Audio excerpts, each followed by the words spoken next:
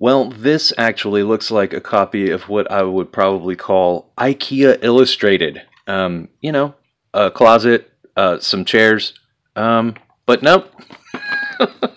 Nope. This is actually an X-Men comic book. Oh boy.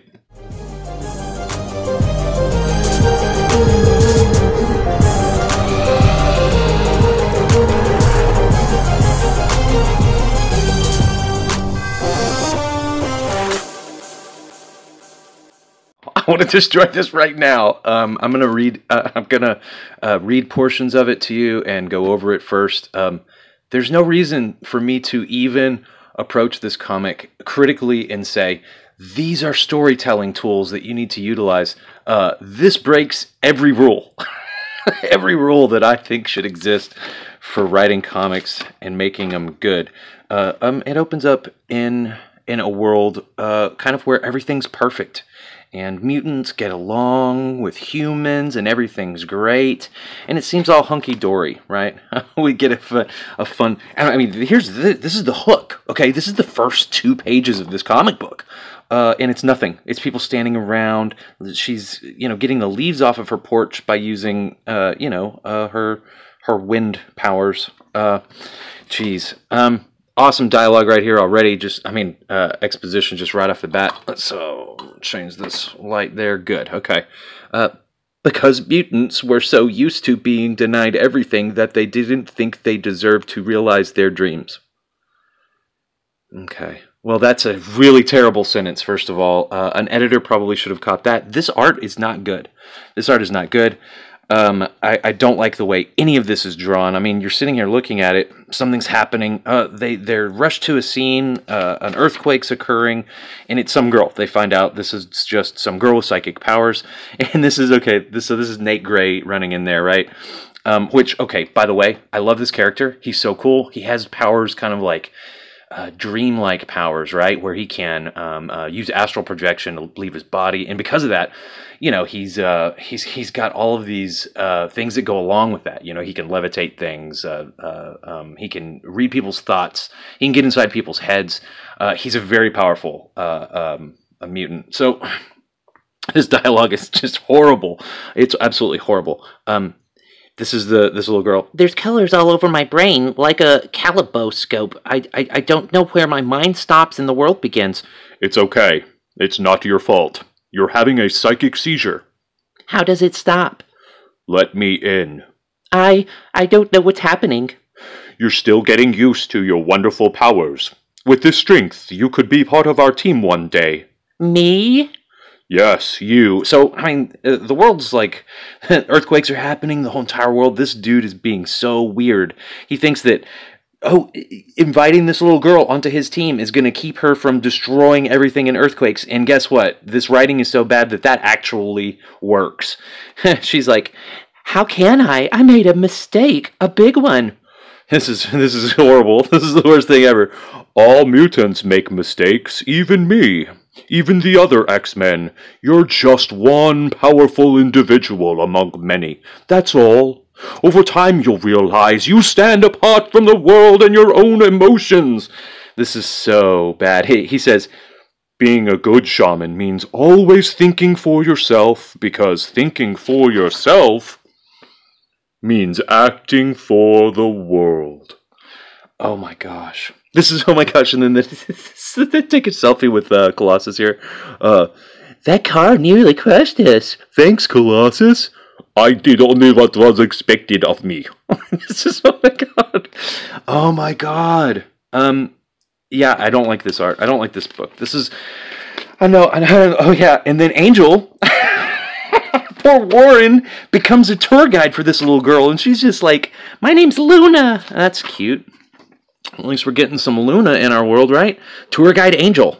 I mean, this is all, like, I know they tell you all about what we do here when we come out of hatcheries, but seeing it is a different story. So, in our history department, you'll learn about everything from the first mutants to Xavier's dream.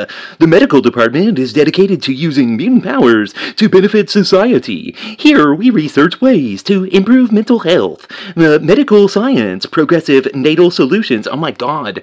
This is our civil management department. Here we teach eager students. This is...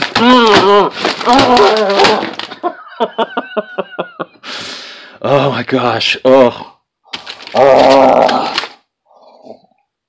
This is bad. This is bad. This is terrible. There's nothing good about this book. Here, no copyright strikes. This is their hands touch, you know. This is Bishop and Jean Grey, right? This is them. I mean, okay. So they're in this, they're drinking coffee, sitting, talking, chatting, sitting, drinking coffee. This, sitting, thinking, drinking. This is it. Watching TV and eating. This is, again, you know, Bishop and Jean Grey. This is the scene. This is the scene. She's like, Jean, what's on your mind? I think you know. I need to tell you something. WTF, mate. This is really... I'm going to have to edit some of that just for copyright. So a little bit of action does happen, and you find out that it's a movie.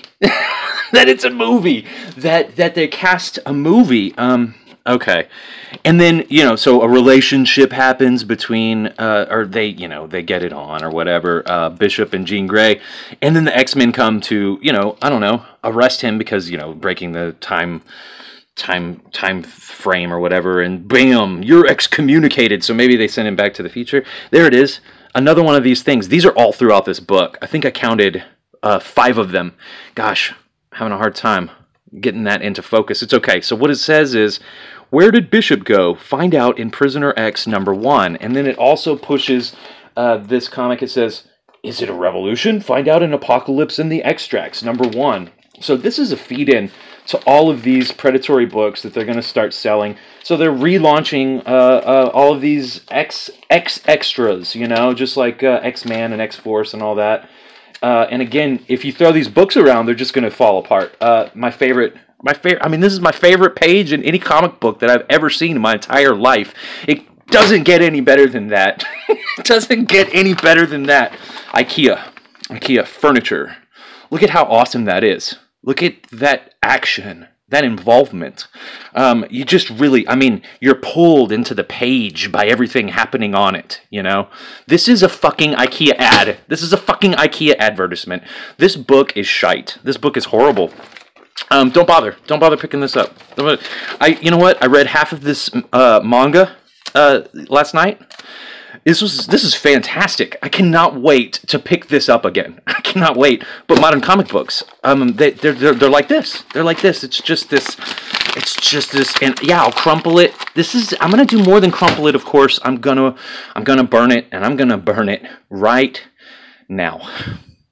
I am actually disgusted by the way that the X-Men are being betrayed by these writers. It looks really bad. It's not good. The art sucks. This is a terrible book. All of the modern X-Men have been bad. I am scared for the future of this entire industry, but it doesn't even matter anymore. They're collapsing. We're going to take their place. We're going to make indie comics, and we're going to make them way better than this.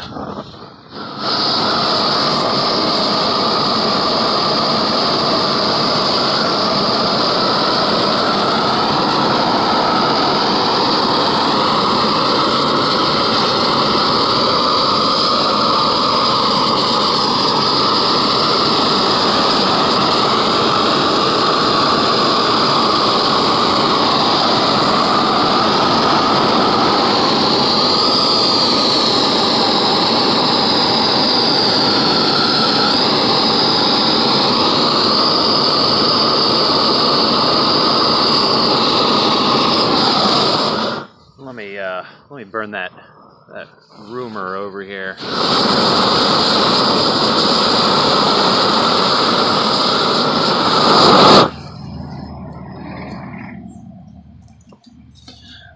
All right, y'all. Write every day. Make art every day. because you're the gateway into comics.